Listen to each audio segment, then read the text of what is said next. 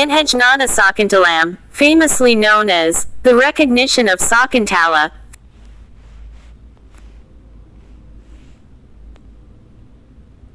Through a Token, was the first ever translation of an Indian play into Western languages. The play was not composed entirely in Sanskrit and contains elements of a Middle Indian dialect known as Maharashtri Prakrit. There is no certainty about the exact timeline or period in which the play of Kalidasa is written. The reason behind this uncertainty is because there is no historical evidence about when Kalidasa was born, and the period of his lifetime varies from 2nd century B.C. to 4th century A.D. The roots of the play are taken from the Indian epic, Mahabharata, and several changes were made to derive dramatic effects. The word, Abhijnana, in the title signifies a token of recognition, here a ring, which is instrumental in bringing about the final recognition of Sakuntala by the king. It is a Nartika in 7 acts, based on the love story of King Dushyanta and the maiden Sakuntala. The 7-act play is about the recognition of Shakuntala or Abhijnana Sakuntalam. King Dushyanta marries Shakuntala but has to leave for Hastinapur to fulfill his commitments. Dushyanta gives Shakuntala a ring, to be shown to the king when she goes to his courts, to claim her place as the queen. Shakuntala is lost in her thoughts and fails to attend to the sage Durvasa. The angry sage curses her by casting a spell over Dushyanta to forget about her existence. The king can be freed from the spell only if Shakuntala shows him the ring. The encounter, marriage, separation, and reunion of Dushyanta and Shakuntala are what we get to see in this play. Prologue. The play opens with a benediction to the gods, and after the benediction, the director and actress enter the stage. The director introduces the name of the play as Abhijnana Sakuntalam and asks to treat the audience with a song about the season summer. She sings so well that the director is spellbound and forgets why he is on the stage until she reminds the purpose of their appearance. The prologue ends with the director mentioning about failing of memory and relates it to the hunting Dushyanta. Act I or the chase, scene.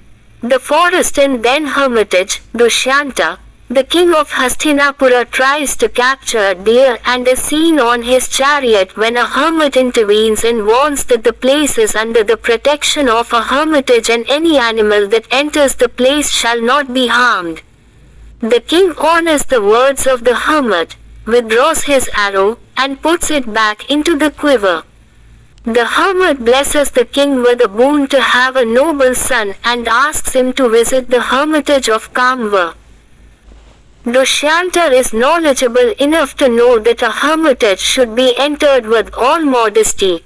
Therefore, he asks the charioteer Sutar to halt and remove all his jewels and kingly costumes to appear like a normal individual. As he takes steps forward, he hears the sound of hermit bells and is taken away by the beauty of them. So, he decides to hide behind a tree and observe them. Sakuntala, Priyamvada, and Ansuya converse with each other while a bee-troubled Sakuntala and the admiring Dushyanta comes out from hiding to save her from the foraging thief. At first, Sakuntala gets scared of seeing a man who doesn't belong to the hermitage and runs away. Dushyanta reveals his true identity and is graciously invited to the hermitage. Sakuntala falls in love with the king as his delightful words and his face attract her very much. Dushyanta gives his ring to Sakuntala as a token.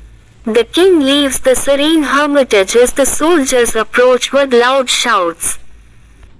Act 2 or concealment of the telling, scene. The forest, Madhavya. The court jester and a close companion to Dushyanta is seen complaining about his ill fate, having to wander the forest and eat on everything he could get instead of rejoicing in the palace. He tries to show his frustrations when the king meets him. However, Dushyanta consoles him and makes him to agree to help. They conspire together so that Dushyanta can get as close as possible to the beautiful Sakuntala. Dushyanta is reminded of the fast done by his mother and the oath he took to participate on the last day. At the crossroads, unable to decide whether to fulfill the oath or carry on with his heart's renderings, Dushyanta sends Madhavya to the king's palace as his younger brother so that he could get closer to Sakuntala. Act 3 or Love's Fruition, Scene. The hermitage of Kamba. The king couldn't resist himself from returning to the hermitage to see Sakuntala, and as he enters, speaking of the charm Sakuntala possesses, she and her friends enter talking in a flirtatious manner. He hides and watches them as they speak in that manner, and Sakuntala begins to sing of love. Dushyanta comes out of hiding, unable to subdue his heart's cravings due to the influence of the poem. The four of them talk, and gradually Priyamvada and Ansuya slip away, leaving the pair in solitary independence. As their hearts drizzle with thoughts of lovers' flirtations and they get closer with each conversation. From a distance the voice of Gautami is heard calling for Sakuntala. The pair separate with regret and Sakuntala leaves with Gautami, whereas Dushyanta leaves to help the ascetics complete the evening prayers.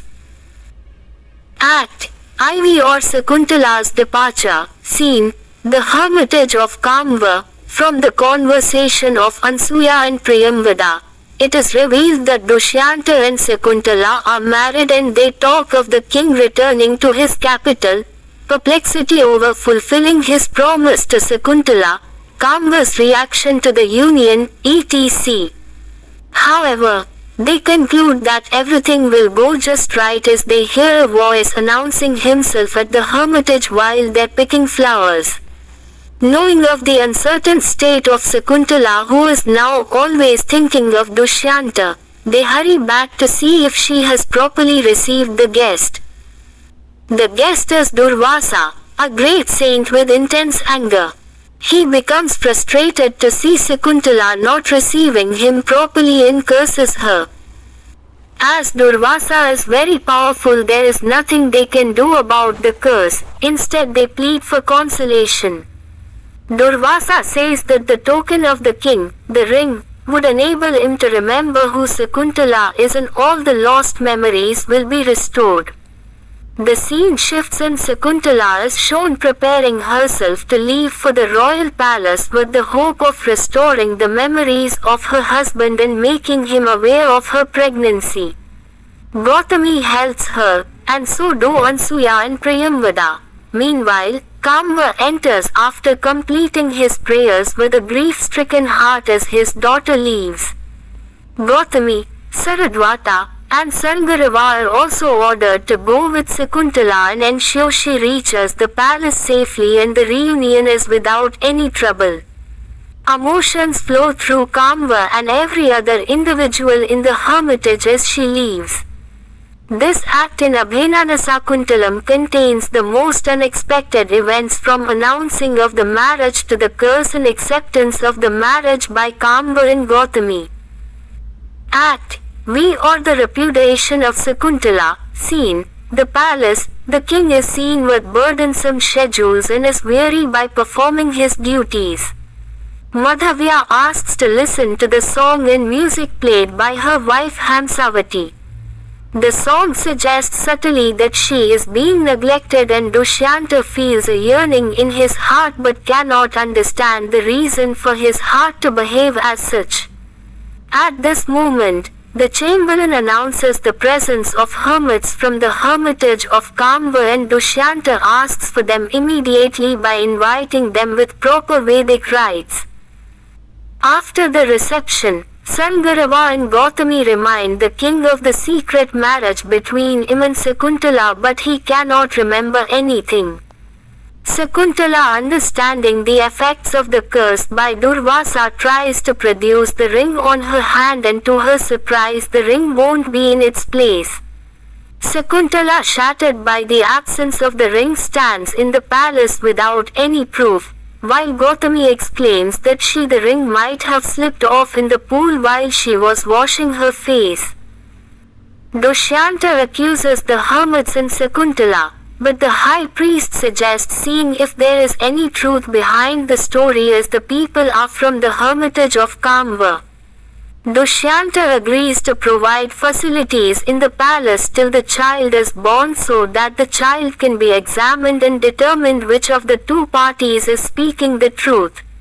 However, heartbroken Sakuntala asks the earth to take her, and she is taken away by light, to the bewilderment of Dushyanta. Act V, or separation from Sakuntala. Scene: capital of Dushyanta and the pleasure gardens. Two policemen recognize the royal signet ring in possession of a fisherman. The fisherman pleads that he found the ring in a fish he caught lately. A police chief goes to the king and submits the ring, which disturbs him a lot. The fisherman is given leave without any punishment and further given compensation. However, Dushyanta feels sorry for himself in the way he treated Sakuntala. By the time the recognition of Sakuntala, Abhijnana Sakuntalam, by Dushyanta is fulfilled, he has no idea where she was taken and how to find her. Misra Kesi, an Apsara, comes to check the situation in the palace, is requested by Menaka, and she oversees things invisibly. She finds out from maids that the king is in a miserable condition, and she relates the same predicament to Sakuntala. Dushyanta expresses his grief to Madhavya, and the court jester tries to console him. Meanwhile, Chaturika brings the portrait of Sakuntala, which intensifies the grief of the king, and the same he feels terrible loneliness without his love. As Queen Vasumati is expected to make her presence in the gardens, Dushyanta hands over the painting of Sakuntala to him and asks him to flee. An attendant comes to Dushyanta and informs that the queen has returned, observing a note in his hand. The note is about a wealthy merchant who unfortunately died in a shipwreck, and all his property is unclaimed. The king orders to give the property to whichever wife is pregnant, but decides against it, as it is only fair to do justice to everyone depending on the trade of the merchant. So, he orders to share all the properties of the merchant with his family and loved ones.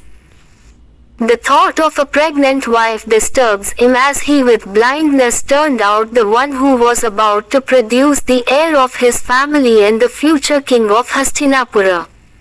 As he laments his decision, he hears cries of anguish and finds Madhavya is taken by a demon form. He chases the demon and frees his friend, only to find that the demon is Matali, who came to take Dushyanta to assist in the battle against the demon, Kalanemi. It is revealed that Matali intentionally apprehended Madhavya to distract the king from the misery. Both Matali and Dushyanta mount the chariot as the act ends. Act VII, or Sakuntala's prosperity. Scene: celestial regions and hermitage of Maricha. Dushyanta along with other warriors of heaven vanquishes all the demons, and he is seen returning with Matali. As they travel through the path of the heavens, Dushyanta expresses his desire to pay homage to the hermitage of Maricha. Matali takes him to the hermitage and leaves the king in a serene place. As the king contemplates the divine presence and tranquility in the hermitage, he hears some voices and turns towards them to find a young boy playing with a lion cube, trying to open its mouth so that he could count the number of teeth. He feels so related to the boy that he goes and pampers him, and the ascetics are surprised to see that the boy also feels comfortable with the stranger. The ascetic women realize the armlet of the boy is missing and Dushyanta finds it where the boy was wrestling the lion cub previously.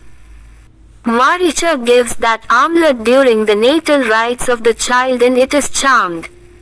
Anyone apart from the parents or the boy himself touches the armlet, it turns into a snake and bites them. The ascetics immediately recognize the stranger as Dushyanta and the king is joyously confident that the boy is his own and Sakuntala is in the hermitage. Sakuntala and Dushyanta unite in tears and the king explains how his memory was restored once he saw the signet ring found by a fisherman. Maricha, Aditi, and Matali enter the scene and Maricha blesses the pair to live in prosperity. Maricha states that their family needs no boon as it includes a father equal to Indra, a mother born of an Apsara, and a son who can make demons run. The play Abhijnana Sakuntalam ends with a blissful reunion and the family is seen to return to the palace of Dushyanta.